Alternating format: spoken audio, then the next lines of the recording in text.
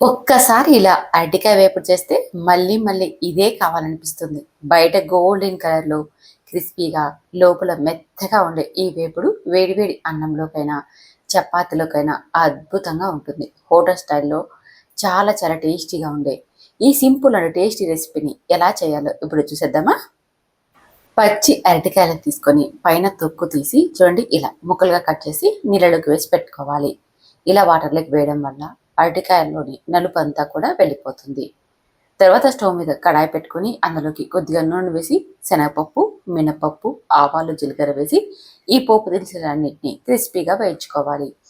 ఈ ఫ్రైలకి కాస్త పోపు దినుసులు ఎక్కువగా ఉంటే రుచి చాలా బాగుంటుంది. పోపు దినుసులు ఫ్రై అయిపోయాక సన్నగా తరిగిన ఒక ఉల్లిపాయను వేసి లైట్ గోల్డెన్ కలర్ వచ్చేదాకా వేయించాలి. తర్వాత సన్నగా తరిగిన హాఫ్ ఇంచు అల్లంని, 4 పచ్చిమిర్చి చిలుకలు, 4 ఎండుమిర్చి ముక్కల్ని కూడా వేసేసుకొని మరికొన్ని సెకండ్ల పాటు వేయించుకోవాలి. తర్వాత ఇందులోకి కొద్దిగా కరివేపాకును, అలాగే మనం కట్ చేసి నీళ్ళలో వేసి పెట్టుకున్నాం కదా అరటికాయ ముక్కల్ని కూడా వేసేసుకోవాలి. తర్వాత ఇందులోకి ఒక పావు టీ స్పూన్ దాకా పసుపుని, రుచికి సరిపడా ఉప్పును వేసేసుకోవాలి.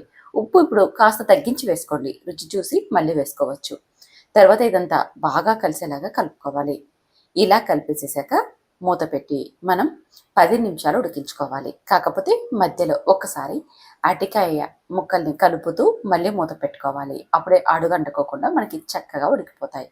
పూర్తిగా మంటను లో ఫ్లేమ్‌లో పెట్టి ఉడికించండి. మనం వాటర్ వేయడం లేదు కదా!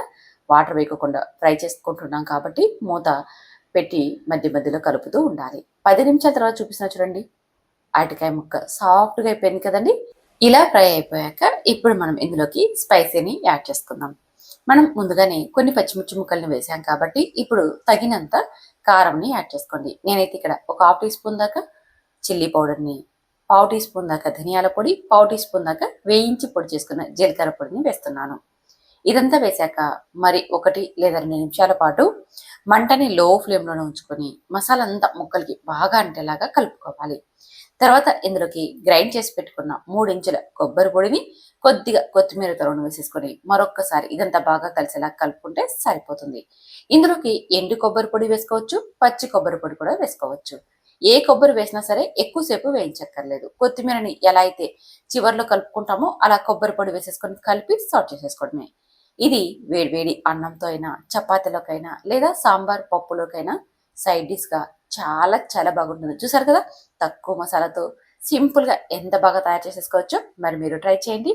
ట్రై చేశాక మీకు ఎలా కుదిరిందో కామెంట్ చేయండి. నచ్చితే మాత్రం లైక్ చేయడం, ఛానెల్‌ని సబ్స్క్రైబ్ చేసుకోవడం అస్సలు మర్చిపోకండి. Thank you for watching.